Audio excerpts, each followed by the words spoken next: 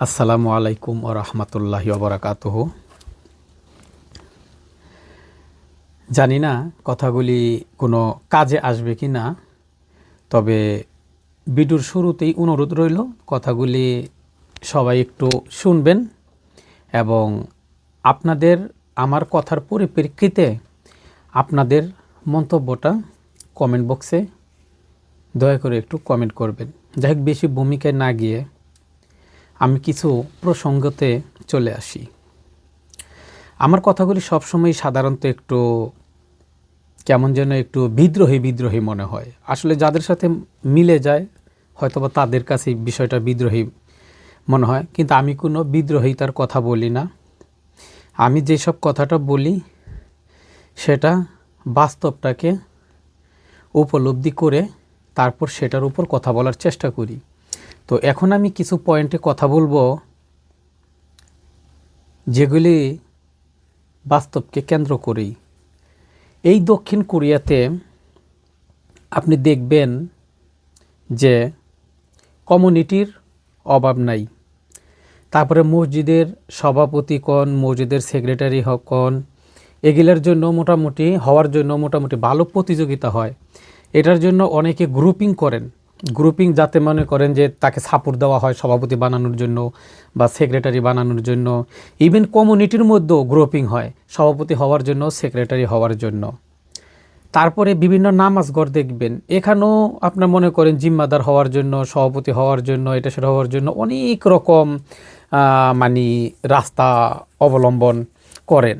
সবাই মুখ দিয়ে কিন্তু আল্লাহর কথাই বলেন, কেউ কিন্তু আল্লাহর বাইরে কথা বলেন না। কিন্তু আমার কথাটা হইল রে ভাই, যে আপনি কি আসলে আল্লাহর জন্য কাজ করতেছেন?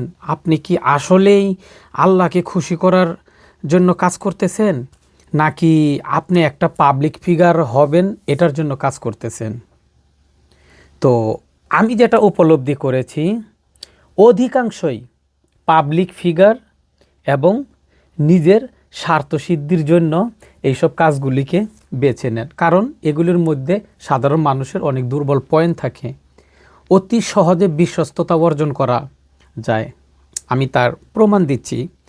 আপনারা দক্ষিণ কোরিয়ার ইতিহাস ঘাইটা দেখেন যে কমিউনিটির সভাপতি কন, মসজিদের সভাপতি কন, কোনো নামাজঘরের জিম্মাদার কন, যারাই পর্যন্ত ছিল তাদের ব্যাকগ্রাউন্ডটা আপনি একটু টানেন, অধিকাংশই দেখবেন যে আপনি এই কাজগুলি করে জাস্ট পাবলিক ফিগারটা হয়ে যাওয়ার পরে হয় ট্রাভেল এজেন্সির ব্যবসায়ী খুলছে, নাইলে হালাল ফুডের দোকান খুলছে, নাইলে কোনো উকিলের সহযোগী হইছে, নাইলে কোনো ল্যাঙ্গুয়েজ সেন্টার খুলছে। অর্থাৎ সে একটা ধান্দায় চলে গেছে পাবলিক ফিগার হওয়ার পর। কিন্তু পাবলিক ফিগার হওয়ার আগে কিন্তু আপনি, আমি মনে করি না ৯৯টার মধ্যে ১০০র মধ্যে ৯৯টা পাইবেন, আমি মনে করি না। কারণ আমি দেখি নাই, যারাই হয়েছে তারা এভাবে পাবলিক ফিগারটা হয়ে তারপরে এটাতে নামছে। তাহলে তার কি প্রথম অবস্থার উদ্দেশ্যটা কি আসলে কি আল্লাহকে রাজি খুশি করার জন্য ছিল?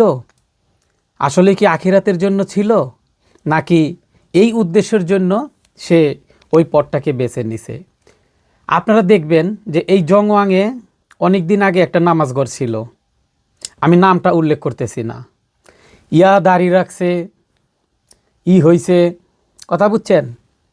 তারপরে যখন তার পরিচিতি হয়ে গেল, সে মসজিদ বন্ধ করে দিয়ে একটা দোকান খুলে বইল।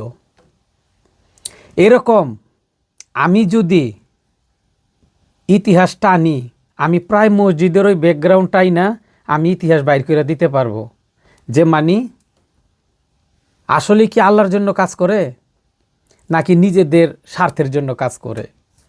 আমি তার ১-২টা প্রুফ দিচ্ছি।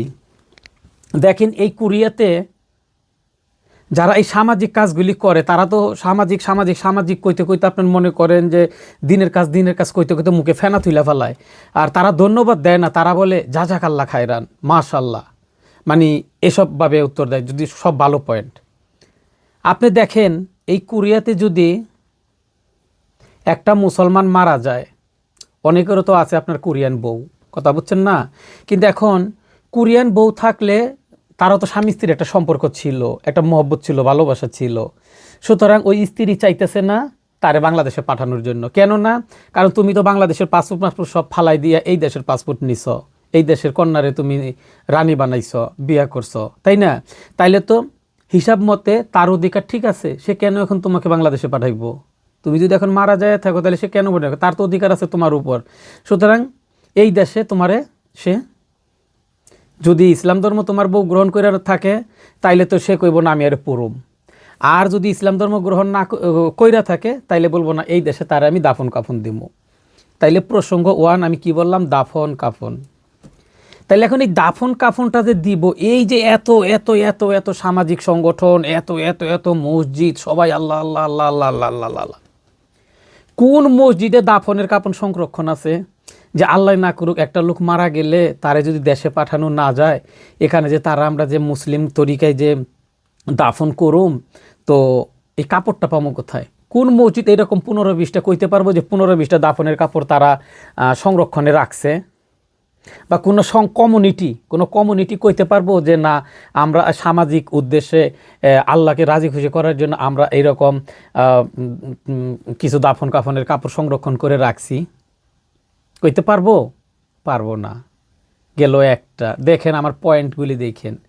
আরেকটা বলি, একটা মানুষ যখন মারা যায় কোরিয়াতে, ধরেন বাংলাদেশি এবং মুসলমান, আপনি ভালো করে জানেন, ধরেন আমার ভাই বা আপনার ভাই বা আপনার বন্ধু, আপনি ভালো করে জানেন যে সে এটা গাড়ি অ্যাক্সিডেন্ট হয়ে মারা গেছে, আপনি ভালো করে জানেন সে এটা হার্ট স্ট্রোক করে মারা গেছে, আপনি ভালো করে জানেন এটা সম্পূর্ণ বিধির ইচ্ছায় সে মারা গেছে, এর মধ্যে কারো কোনো হাত ছিল না। কিন্তু কোরিয়ার আইনে তো পোস্টমর্টেম করার আছে। কিন্তু একজন মুসলিম হয়ে একটা নারী যখন মারা গেল বা একটা পুরুষও যখন মারা গেল, নারীর বিষয়টা তো একটু অন্যরকম, এটা স্বাভাবিকই।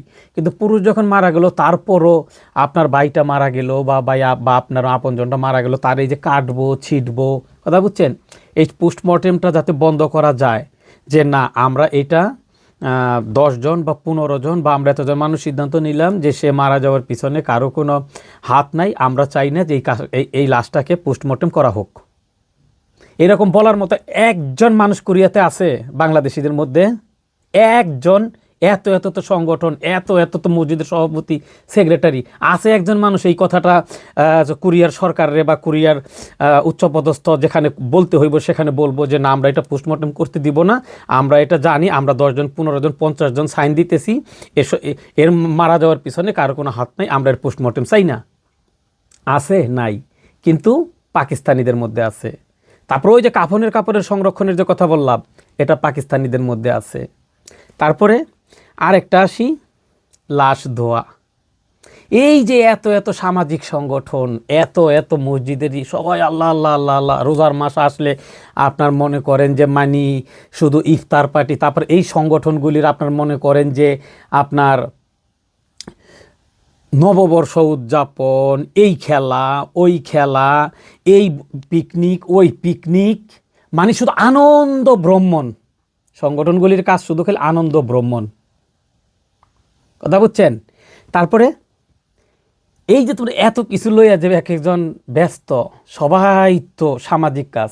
তাহলে এই যে লাশ দোয়া আছে, একটা বাংলাদেশি যিনি লাশ দোয়া এই সংগঠনগুলির মধ্যে থেকে, যিনি এই পর্যন্ত একটা লাশ দোয়াই দেখছে? আছে কোনো মসজিদের সভাপতি এই পর্যন্ত কোনো একটা লাশ দোয়াই দেখছে?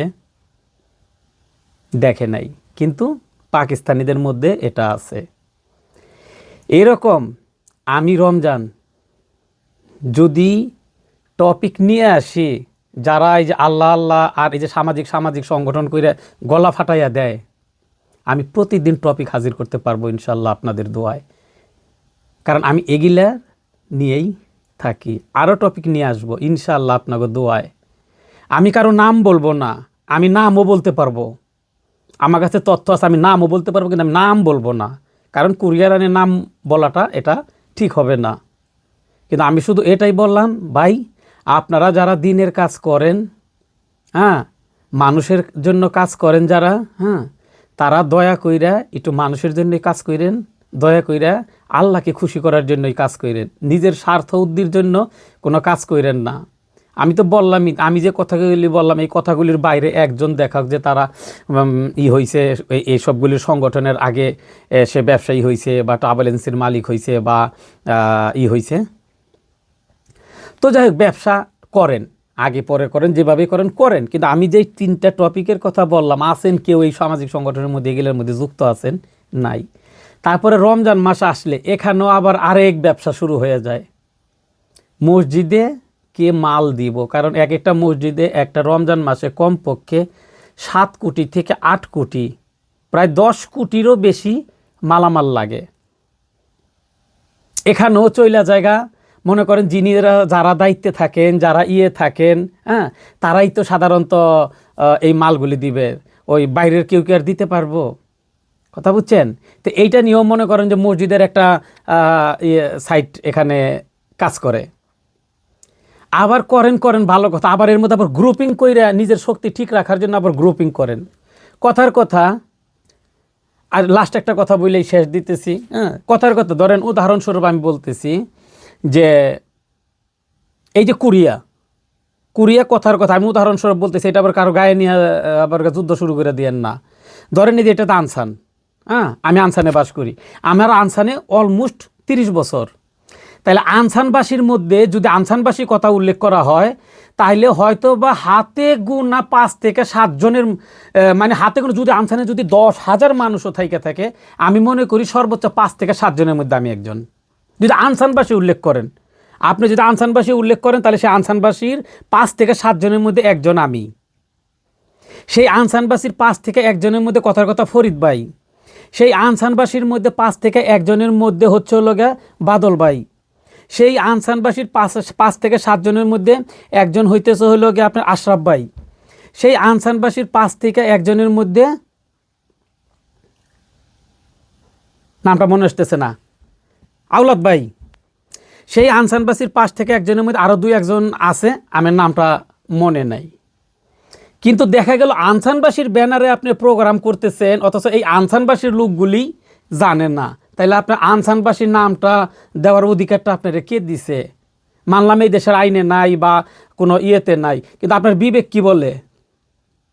তাহলে নাম দেওয়ার মধ্যেও কিন্তু আপনার একটা বিবেক রাখতে হইব, থাকতে হইব যে এই নামটা দেওয়া আসলেই আমার ঠিক হয়েছে কি না, আর এই নামটা দিলে এই জাতীয় লোকগুলি এখানে ইনভাইট পায় কি না।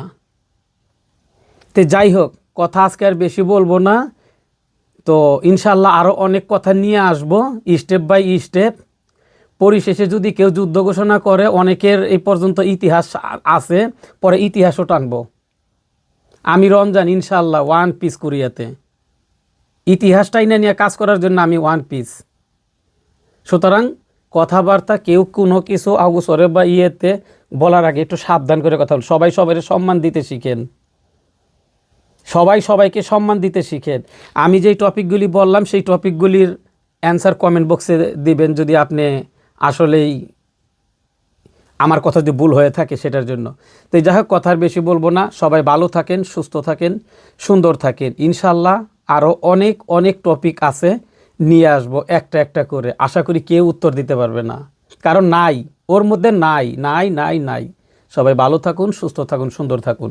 আসসালামু আলাইকুম ওয়া রাহমাতুল্লাহি ওয়া বারাকাতুহু।